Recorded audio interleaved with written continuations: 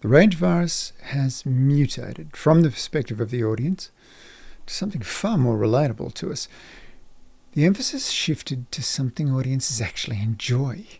So the franchise is now entirely uninterested in what it does to human hosts, the zombies, which failed to resonate in 28 years later anyway. So they've ditched it entirely. Even Samson, after being brutally attacked and hosed by zombies, he shrugs it off, uses their blood as bodybuilding oil instead. The Bone Temple reforges the virus as something much more interesting and nuanced. One that directly impacts us. One we can relate to. And it's this change that explains the enthusiasm for the Bone Temple. It suddenly feels relevant, relatable, and resonant to our direct lived experience of the modern world.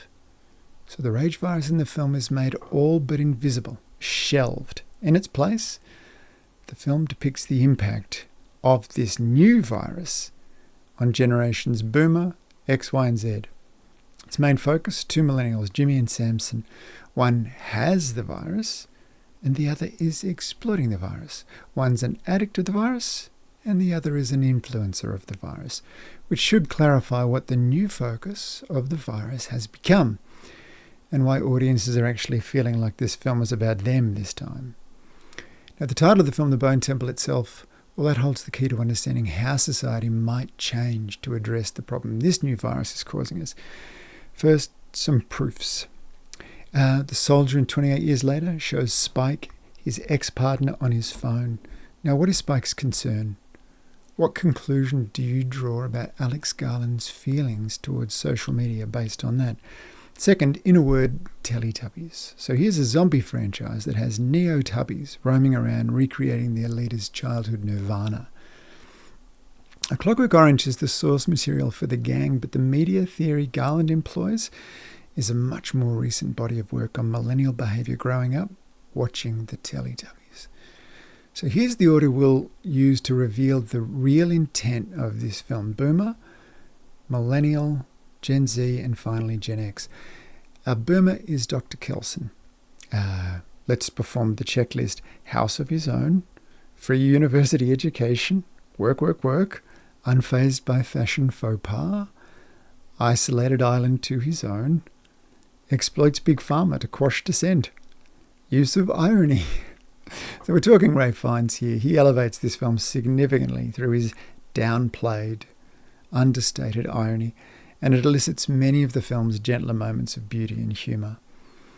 His work ethic, both as an actor but as a character, endears him to us, especially to Spike, and tellingly, he reveals near the start of the film that his work on the Bone Temple is actually complete.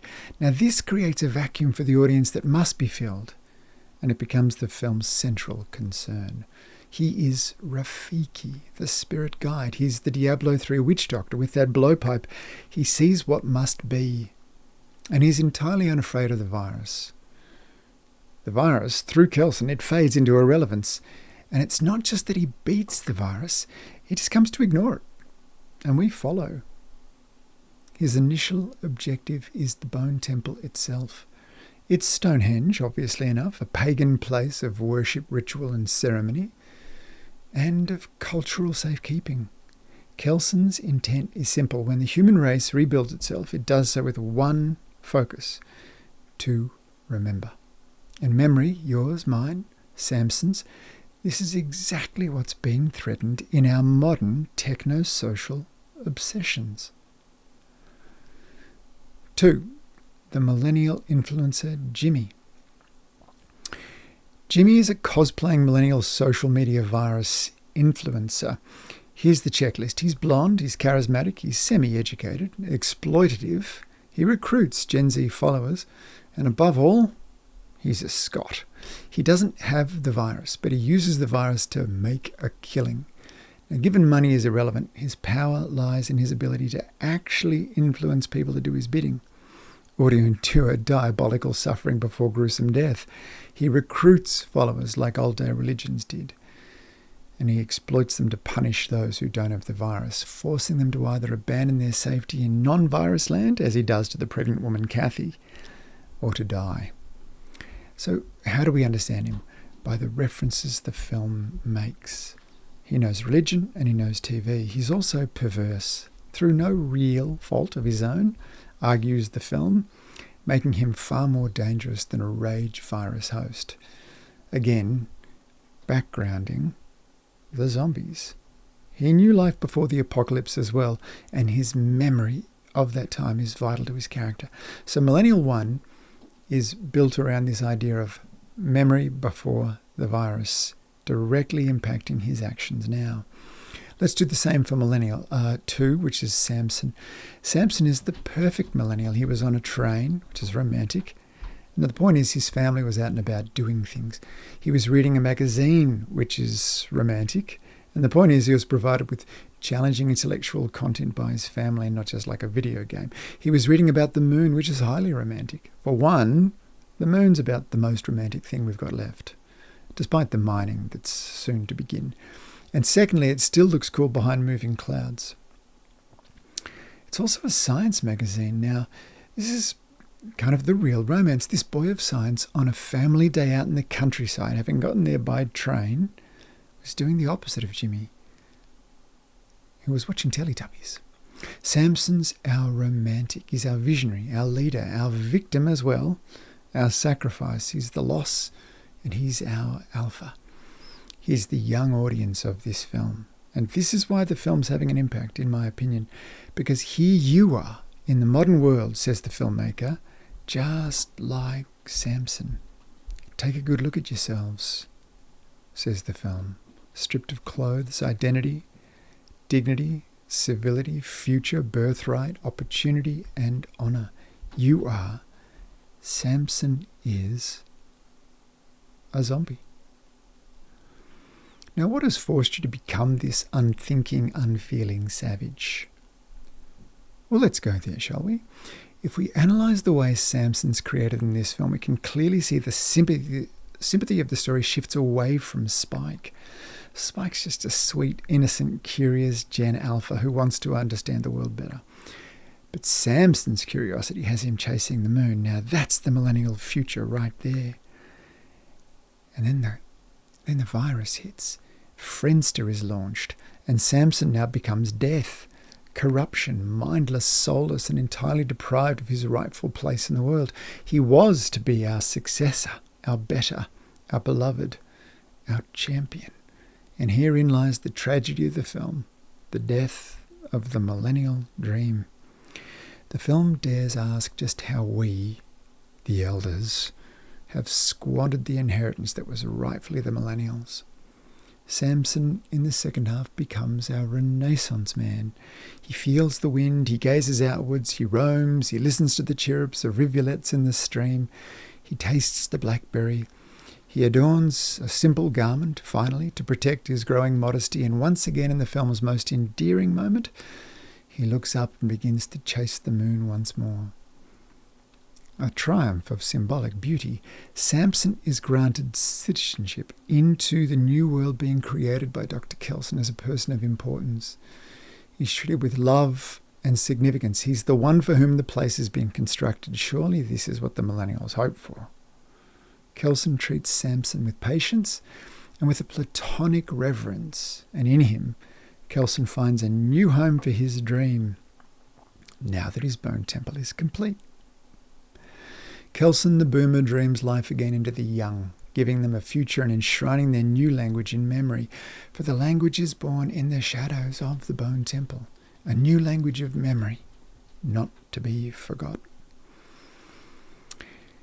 Gen Z are shown as victims of the evil millennial influencer Jimmy, and here is my favourite character, Kelly. She's the skeptic, the plant, the covert operative, the traitor, and ultimately the redeemer.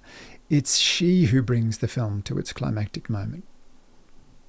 The sweatshop gladiators of Jimmy's fingers, a child inquisition of masked torturers, a congregation of zealots and fundamentalists, a representation of actual religion in the film, despite the presence of the Bone Temple, are actually a truly pitiable lot. Can this be Garland's perception of organised religion?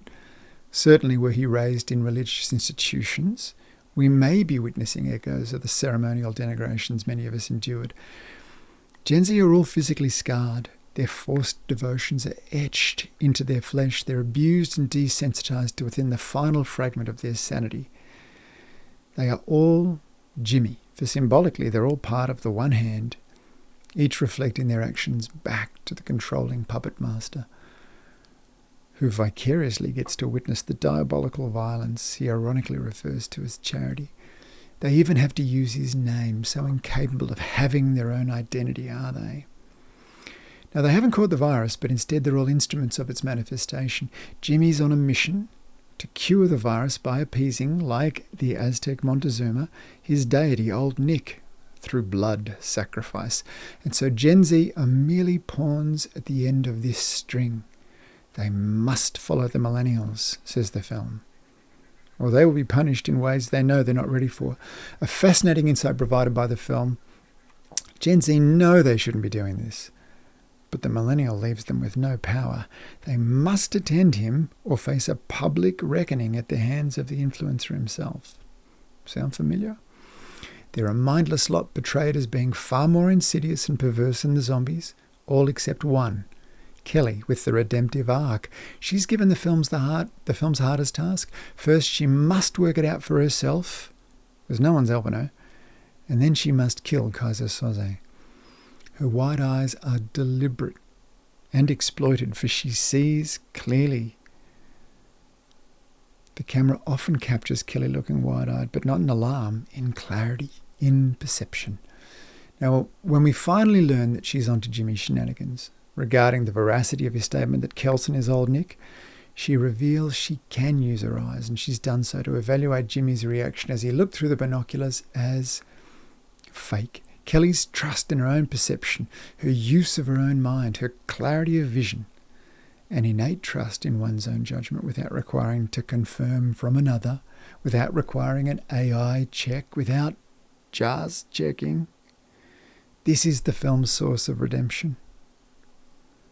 Kelly claims her birthright in our world, to think and act her own will, from her own mind, using her own eyes. And so the social media virus has turned Gen Z, otherwise, into sycophants at the hands of maniacal influences. They are unwilling participants. They're also entirely ensnared. I found their faces, their acting, and the moments of honesty about their plight to be the most powerful in the whole film. So, let's wrap things up. Samson, with memory being restored, returns, but not to save Kelson. The boomer's time has come. The millennial returns as an equal, in gratiarum actione, in gratitude.